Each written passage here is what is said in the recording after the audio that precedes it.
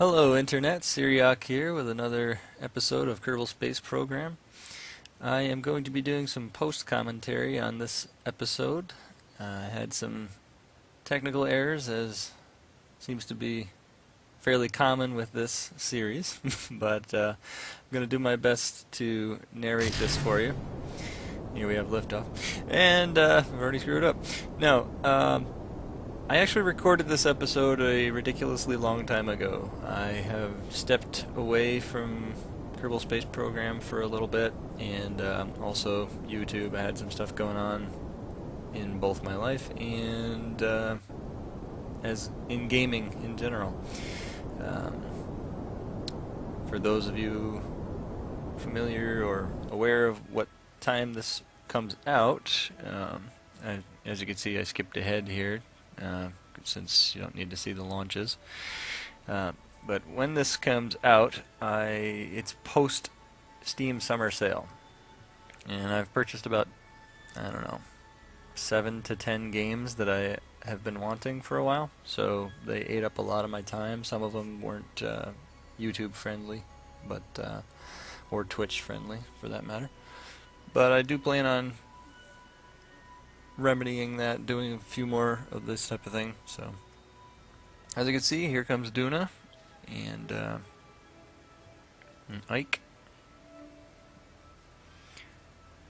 And what actually happened with this, if to be honest, I recorded the initial landing on Duna, and I recorded the landings on Eve, and I had everything all set up, and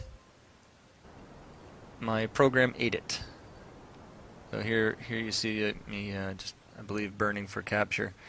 So what I did, my intention was, rather than tell you, hey guys, sorry I lost a whole nother episode, I said, no, I'm going to re-record me landing on these places in the same way with the same probes that I did it the first time, and I want to make it right, as right as I could. So basically, you'll see me doing some science along the way here, or at least showing you where I did some of the science the first time through.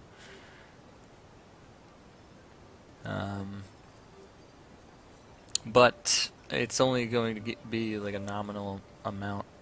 Did I say that right? Nominal? Nominal? Yeah, sounds weird, but I think it's right. It's going to be not the full amount that I got the first time, but I might get 2, 3, 4 here, and I think I did find a couple like biomes that I hadn't reached the first time, so it wasn't a completely wasted trip either. But I was a bit disheartened when I finished recording these episodes and found out, hey, the sound, what's going on? Could have something to do with my headphones having duct tape on them. It couldn't be, I don't know.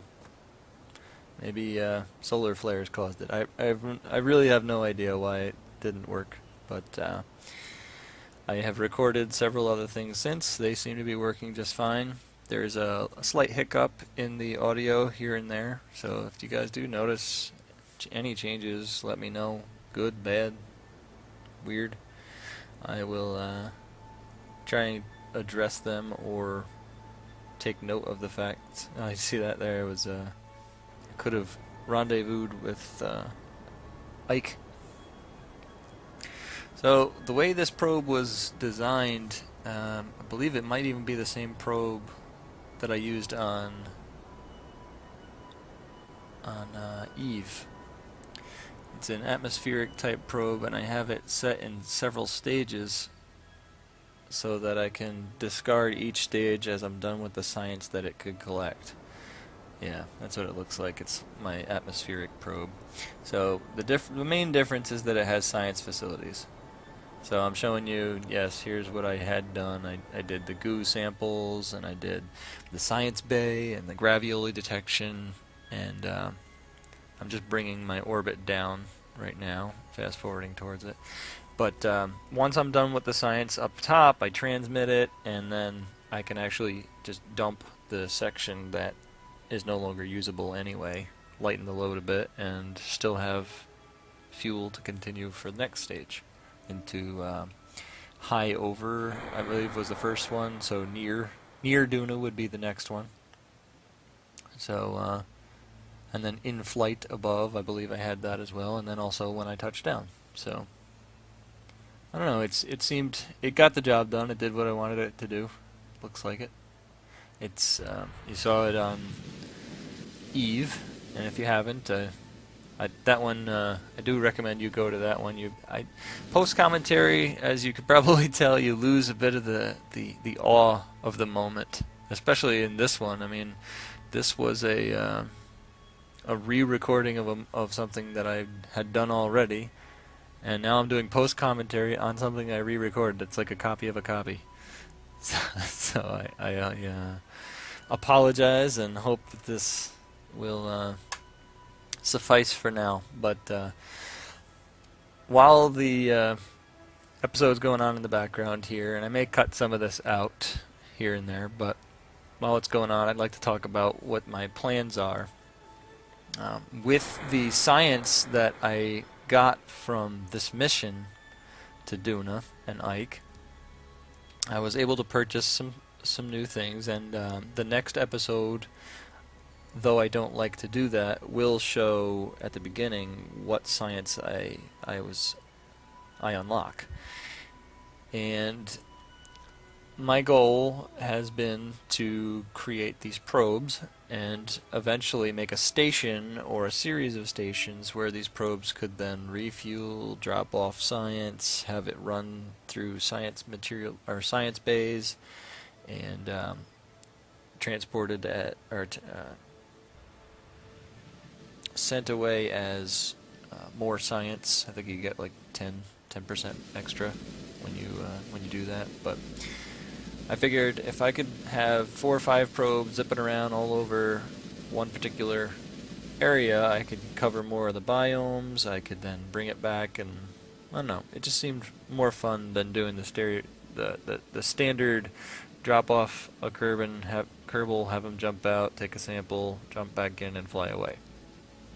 Or even multiple landings. I've done some testing and some building since then, and for those of you who aren't aware, I do Twitch TV when I'm building my things. So what I've actually constructed since this point, and since I've distributed the science, I have completed, I hope, a science facility that I plan to land down there on Duna, and I just have to, well, I guess while I'm watching this, I might look for a nice place to land. I don't know that there's like a crater or anything like that. That would be kind of cool, but like something along the equator, make it a little bit simpler. So I don't need to make it too difficult on myself, although the probes that I've designed are intended to be forgiving. Yeah, from out there, that's kind of cool. It's like a four-leaf clover-shaped thing there in the center. That would be a neat place. There's some kind of channels or canals. Yeah, that would be kind of neat. Land maybe there, but and send some expeditions with the probes up to the poles. That would be nice. So here I am wondering why my ship's moving too fast and forgetting that I have it on fast forward, maybe? I honestly have no idea what my intentions were anymore. It's been at least a month since I recorded this. But to jump back to the other subject again, I do have a science facility and slash port. It's basically a spaceport that's I plan on landing on Duna. And there is a rover bay underneath, but I don't have enough of the rover technology unlocked yet to build one, so I do plan on having that down the road. Maybe drive around, bring an extra Kerbin, and maybe some basically make a base out of it, because it won't be able to take back off from Duna. I do plan on sending escape pods so that I can get the 2 guys off of there whenever I want to. Yeah, and then at some point I do want to send up an orbital station as well. It'll be a small orbital station, more of a fuel depot than a station, and I guess a place for the Kerbin Kerbins to actually stay. So, what was I doing here now? Yeah, so I have everything but that station is built. I have the probes, I have the science facility, and it looks like I'm about to cut away in a bit here. I believe I wanted to go all the way around and then land on the sunny side. So, yep, here it is. So then I could just burn, kill off some of the lateral velocity here. There's the camera change, so it should be going down towards the surface. And then when I did get into the atmosphere, high above, I believe or whenever you're above a particular biome, you can take temperature readings and a couple of other things. And when you get into the atmosphere, then you can finally use the pressure sensor. So yeah, I'm definitely looking forward to having the ability to do that. And I could use Duna as basically my new scientific homeworld, if that makes any sense. Eventually, if that science, I could launch a science facility toward other planets or moons as well, and then just use the orbital station to or tugs of some sort, and just move Kerbals and probes and ships and things back and forth between each of the worlds, and just have little substations or refueling stations along the way. I don't know, I thought that would be pretty neat. I could even have solar orbit ones, maybe some near where those asteroids are around Kerbin.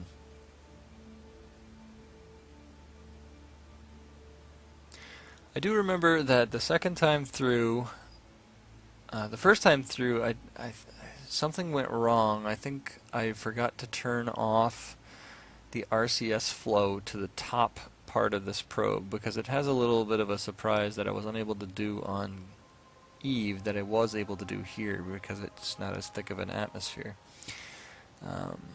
So yeah, look at that. I think I had the ability to transmit with that.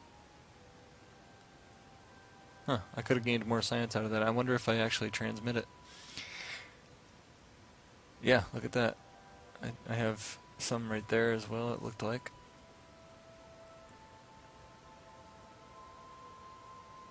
Yep, so I do. I transmit some of this back. So it was, like I said, it's not a completely wasted trip. I did just waste some science by dropping that, but I'm getting too low. I needed to kill off some of this.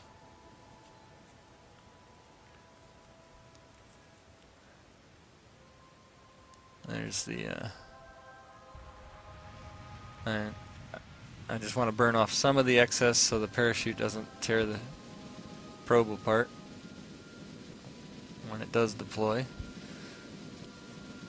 There it goes.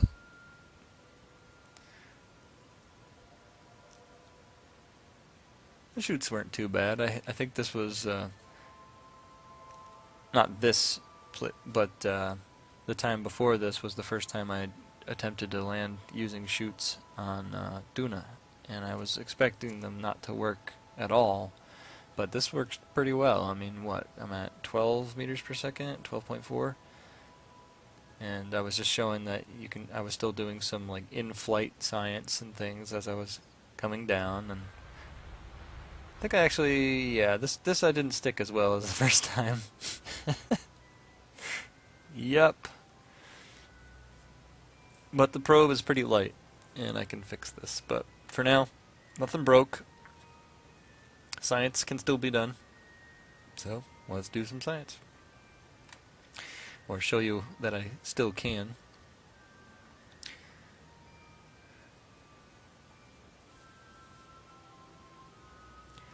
And then I do some mystery goo. You observe the goo. Checking on some temperature readings. I think I still have one from when I was in flight. Yep, so just here's one from the surface. You've collected data from the surface of Duna. And then I'm like, oh, I can't get to the other thing, so I decided to turn RCS on, roll it over. Now I can get to the other. Pressure from the surface. Oh no, that one, here it is. Pressure from the surface. The atmosphere is pretty thin, even at the surface. You don't think parachutes or wings would work very well here. That's right, I didn't think so, but it seemed to work pretty good. Sensors perform a detailed and calibrated sweep. And then the seismic, I believe, seismic accelerometer. The sensor gives insight to the seismic activity of Duna. Okay. So here I turn the RCS back on, just kind of get a feel for which direction. I roll it a little bit and face it downhill. And up, up. Trying not to throw it over the other direction. And here it goes. Turn off SAS and it stands. Good. So I mean, that's pretty good. I decided I got a good amount of fuel, so I'm going to go look for some other biomes. And this is something I did do the first time through. I did take off, but I believe I actually flew from here back to Ike to see if I could find something different at Ike, and I think I orbited Ike and then deliberately crashed it into the surface of Ike because I had a secondary probe, which should be at the end of this episode, that I launched toward there. But I'm just showing that I was collecting things and double checking, making sure that I had gotten as much science as I could. And I kind of felt, I think earlier when I threw away some of that science, where I dumped it out of the module, I don't know, I kind of felt cheap running through a second time to do another mission through when this was intended to be a visual of the first time through. And honestly, I like this flight better. See, I just detached right there. I think there was even more fuel left in there. I could have gotten through, but I wanted to attempt to use this top module that I made that I was unable to use on Eve. So I think this is the first time that I've recorded me actually using this part of it, besides deliberately crashing it into something. So I can still do science with this thing. It has solar panels. I believe it's got it has RCS, and it might even have a battery on there. I'm not certain, but it's been a while. But yeah, I thought it was pretty cool that I could do this. And I mean, if I hadn't put so much delta V into this forward movement, I probably could have slowed down a little bit better, but I can at least stay up using the RCS. So yeah, there it is. I have 210 electric charge, so yeah, I do have battery on there. I can see it now. I think I was having some trouble getting the RCS to respond. Something I was doing wasn't allowing it to. I've turned it on, off. There we go. So, yep. For the size of this thing and the weight, this RCS is more than enough to be able to do what I needed to do. I think I could actually... the delta V with just this one little thing is incredible. I was pretty happy with it.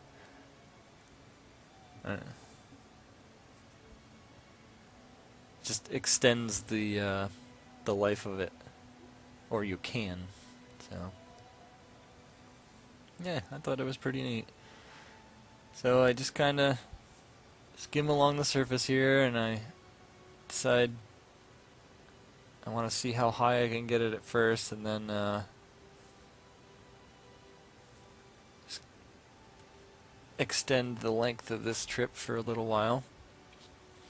At first I was thinking, oh, I wonder if I can get this back into orbit, but this is prior to me having any docking ports, and short of me sending a Kerbal here just to try and retrieve any of the information out of this for recovery, then there was no real reason for me to do it. And that might be something I do later. I mean, I might store a bunch of stuff on a probe that can't make it back, and then maybe parachute it to the surface and send out a Kerbin with a rover or a small ship or something and attempt to go recover it, because I mean you get a lot more for the recovery, and it would still be kind of fun for me to actually go and retrieve that instead of just landing, doing the science, and moving on. I'd actually be on a mission to go recover all that data that was taken by the probe. So, and I could do like mission logs along the way. And I don't know. It seems like fun to me.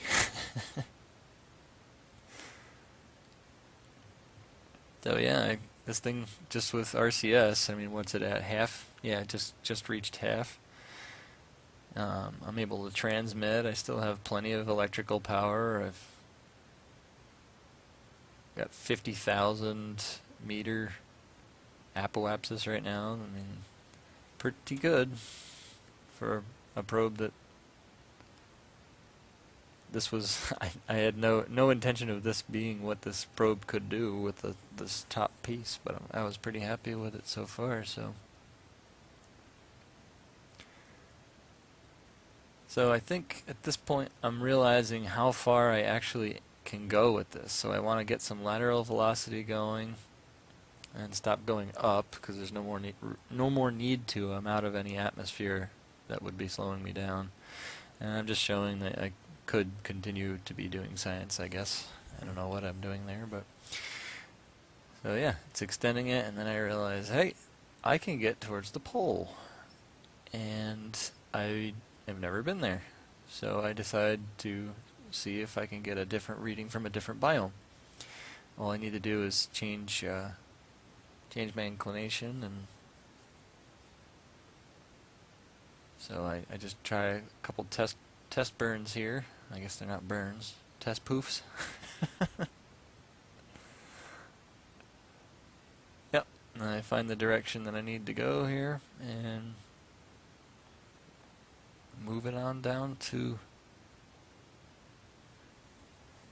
the South Pole, I believe. Yep. So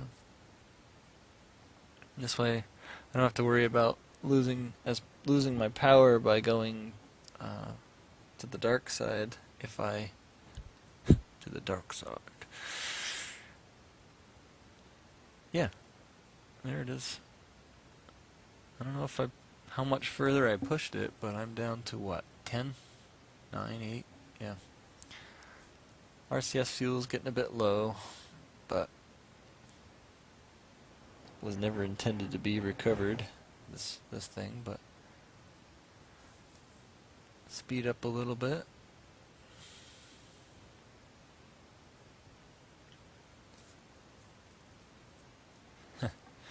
Yeah, I don't know. I can't wait to do some of the science, and I know I can build better facilities than I have, but it would take stuff further up the tech tree, and I don't know. It just seems silly to wait till I have the science to unlock a science vessel.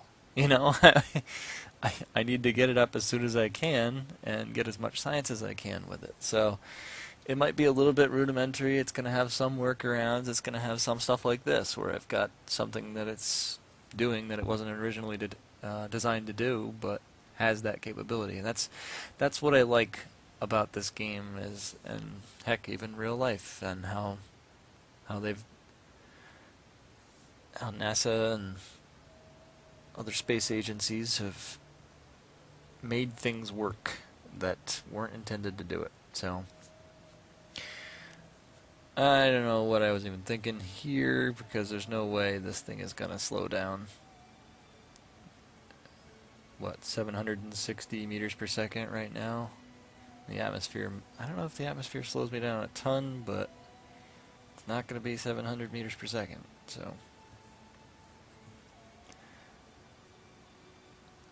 Got about another couple minutes of me, I think, heading towards this. So while that's happening, I do want to make, at some point, I want to make a very lightweight vessel that I travel around, like I don't know if I want to do the grand tour or anything, because that's beyond probably my capabilities, but I think I do want to send an early probe out to something like Elu, or get it way out there.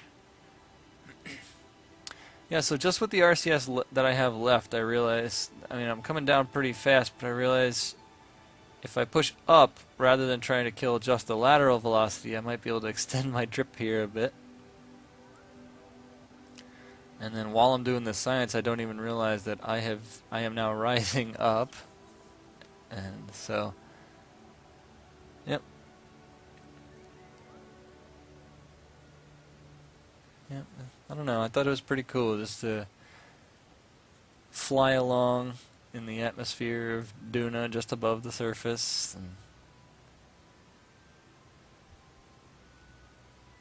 it's pretty neat. So I think I puffed this a couple more times just to get over this next ridge. Yep. You see how quick it responds to? So this is what gave me some of the ideas for my future probes, and I also wonder if wings would do anything for this. Like, would they help it in this very thin atmosphere? I know it said one of the science things that you can get said you don't think parachutes or wings would do well. Here I'm trying to get a seismic reading just as I hit, and no. No. So yeah, I was pretty pleased with what it was capable of doing, though. That was pretty neat. And like I said, it gave me ideas for future probes and things. I don't know that I want wings on my newer ones, but maybe I will. Maybe I'll make a ion-powered plane of some sort, and it'll be my Duna. Hey, that could be my SSTO for Duna. You know, maybe I'll make a small little space station on Duna, or like a VAB, not a VAB, but it'd be a Duna Space Center.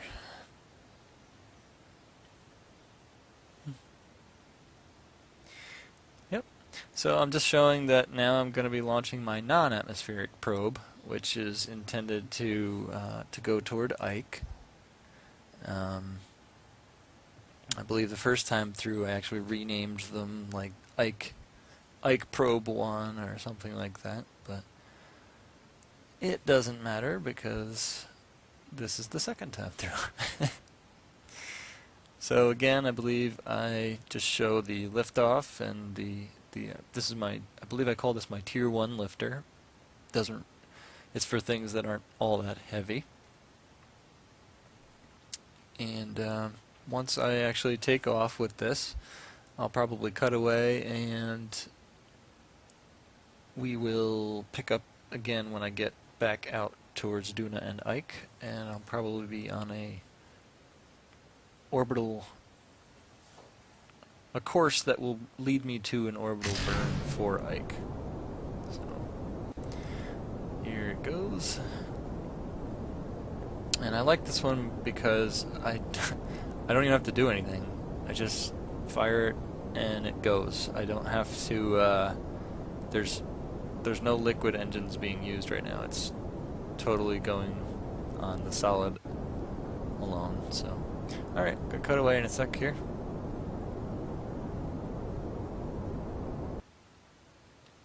And welcome back. Here we are. There's Duna and Ike. Looks like a big charred pile of ash. I don't know if it comes through very well, but Ike seemed sparkly as well. It maybe little glass shards or something. Silica dust, I don't really know, but I think something got screwed up with my my arrival here, and I realized I'm going to smack into it, and it wouldn't allow me to create a node, so I started one over there and then kind of tweaked it to where I wanted it after pulling it. So I think I figured what, 12,000? That's close enough. So I can't remember off the top of my head, but if this becomes tedious, in other words, where I can't fast forward because I'm too low, I will cut away and then I'll come back. I just want to see real fast what actually happened. So I'm just pointing where I need to point. It's still a little heavy, I believe. I still have a little bit of the booster, or not boosters, but the rocket attached to the back of the probe, and the probe does not have the ability to turn very easily. So there we go. I put it up to about 10,000.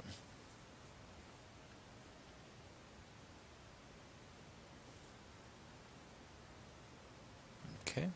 Yeah, this video had pretty much the opposite problem of one of my earlier videos. One of my earlier ones was way too loud in the background, and this one was extremely low in the background, and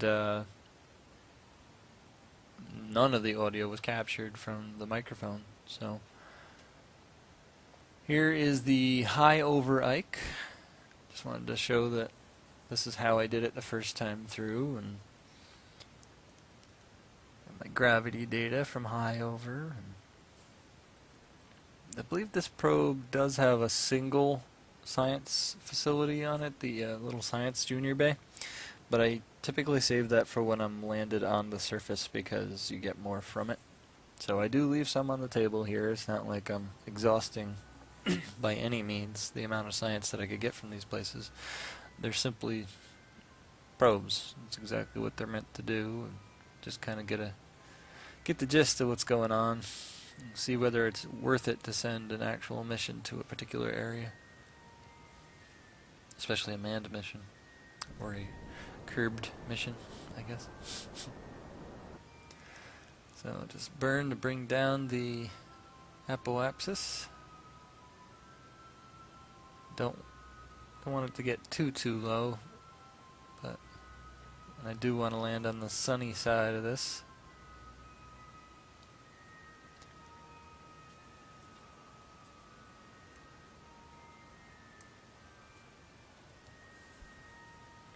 So yeah, that's not too slow.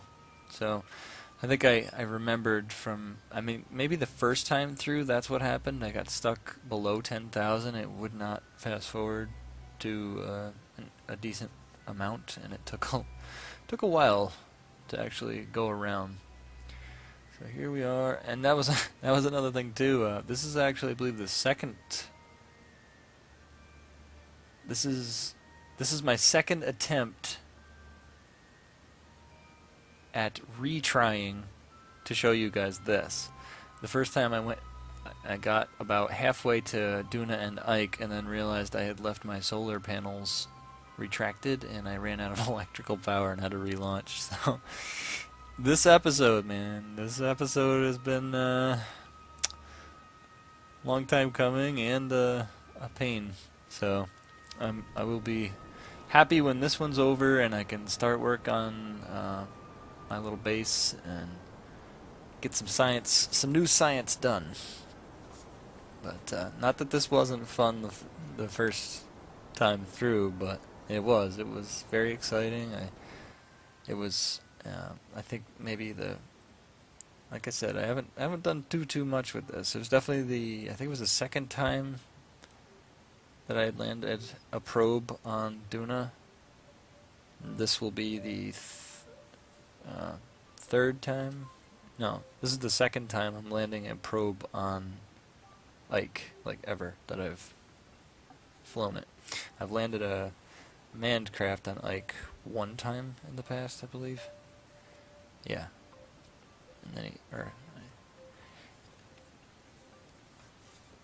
Alright, so I have this big rocket, so I decided, I'll just use this to burn off some of the excess.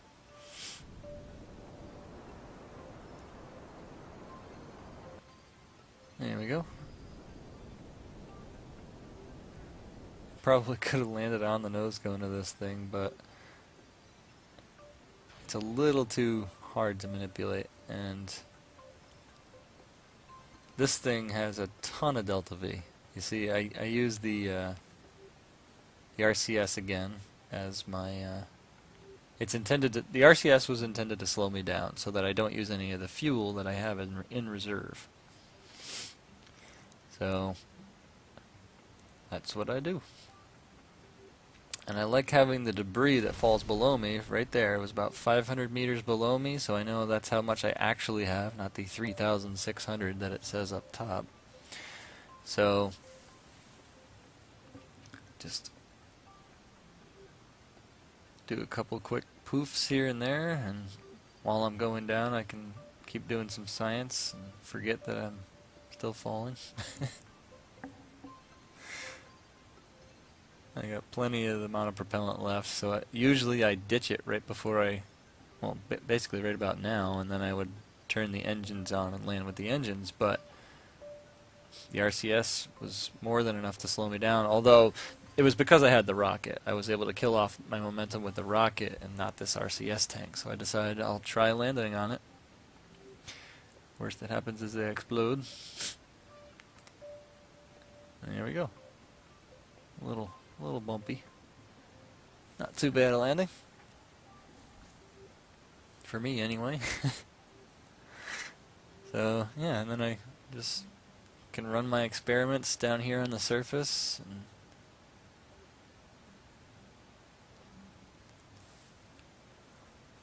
this probe has enough, I believe it's got enough delta V left in the thing to fly to Duna and do more science on Duna if I wanted to.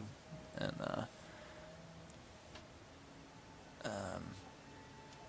I think that's what I did the first time through. I'm not sure if I did it in this one or not. I probably did, because I was trying to replicate what I did as close as I could so that you guys didn't miss a lot of it. But even right now, I don't know, just watching this it's making me happy. You know, I was really happy with this mission, and especially the non-atmospheric ones. I don't know why. I like the non-atmospheric probes like this, the ability to move around just with the RCS like this, and it was neat. Being able to fly along the surface.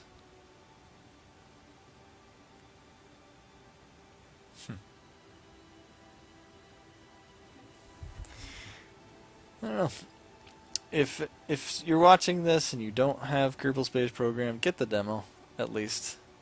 Build a little ship, fly off into orbit. First time you hit orbit, you'll be in awe of it, and it feels like such an accomplishment. Heck, even the first time you get to space, let alone an orbit. And then first time you buzz by the moon, or orbit the moon, or even land on the moon, and which is all doable in the demo. I definitely recommend doing it. It's a wondrous and wondrous feeling of accomplishment, and it gives you just the slightest hint of what it might be like. You know, if that's as close as we can get, then I'll take it. So there's plenty of channels out there that show you how to do it. I don't know that the video that I have up on Siriock Gaming on YouTube would be, I believe it's called My Game Explained Mission to the Moon, or something of that nature. But I don't know that I use the parts that are stock with the demo, but I use some lower tier parts and show people how I did my moon landing. Actually, I think I recorded that one in Twitch, so I think I had a few people, not too many, but I had a few people watching in Twitch, and recorded the YouTube video through there, and it went pretty well. It was in response to a Kurt J. Mack video, actually. So here I'm just showing that if I burn retrograde, well, I'm actually burning prograde, but I burn hard enough towards the direction that Ike was coming from, that'll drop me down to where I get caught by Duna and brought down to, what is that? I missed it. Oh, there we go. About 2,000 meters above the surface. So, like I said, this thing's got a good amount of delta V. I probably could bring this thing down and land with it. But it's been done several times now. So, I don't know.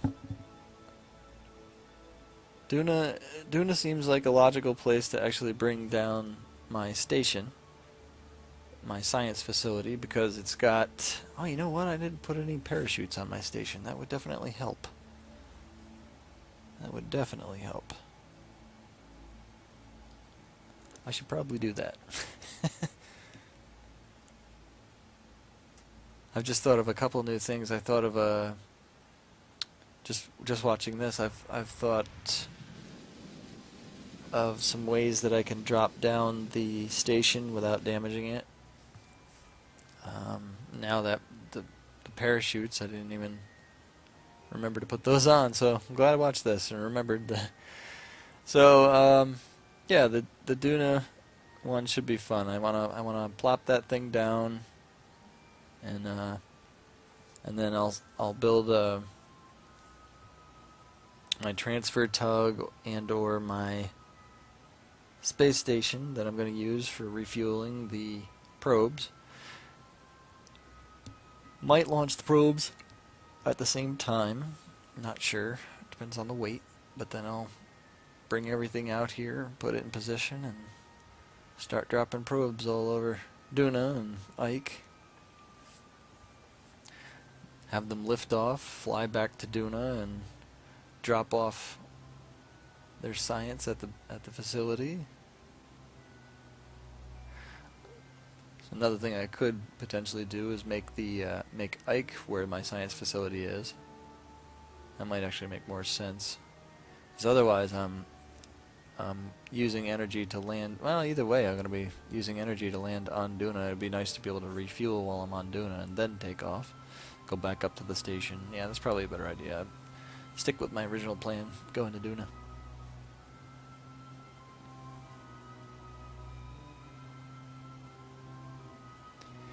So I think I'm worried that even the light atmosphere here at Duna will tear off those. So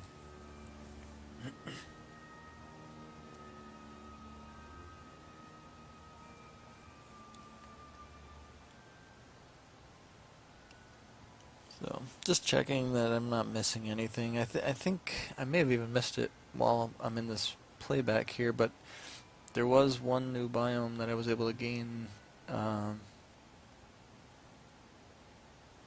temperature readings, I believe. Yep. So sorry for the darkness. I know this is probably hard to see in YouTube, as it tends to darken it even more.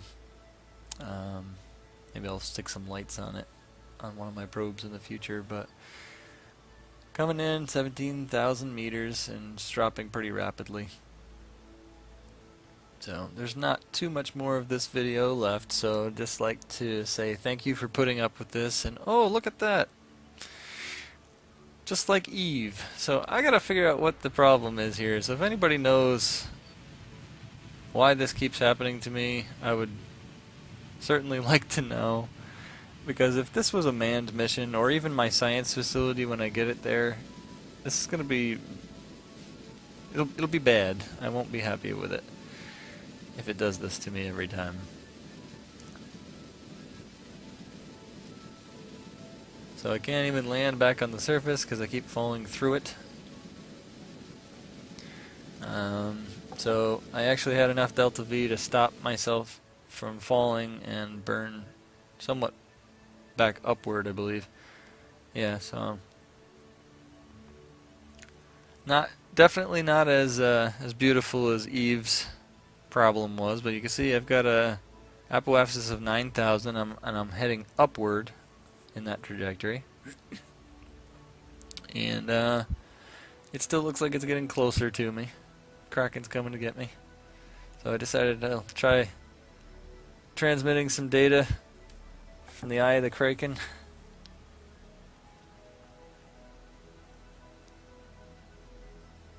See if I can get any different readings. We can get all the science we can get on this thing. We gotta know our enemy.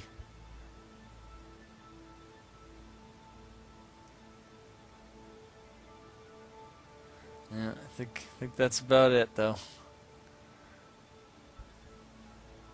So this poor probe. Maybe we can poke it in the eye again, at least. Yeah, we're out of fuel. So heading towards the maw, which is weird because it's getting smaller.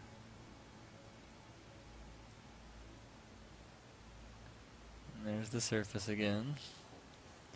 And back it away so we can get a better view.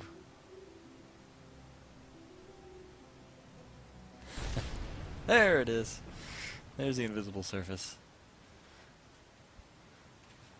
You can just hear the crunching, right? Crunch, crunch, crunch as the Kraken chews the ship.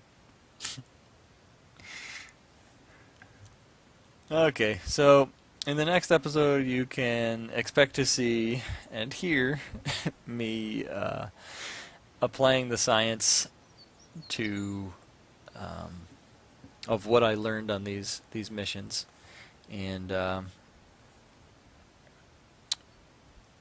I believe I have already applied it at this point. So before I show you anything further in there, I will cut away to the next. Well, no cutting. I don't know what I'm talking about anymore. I do in the next video. So hope to see you there. Have a good one, and as always, have fun out there.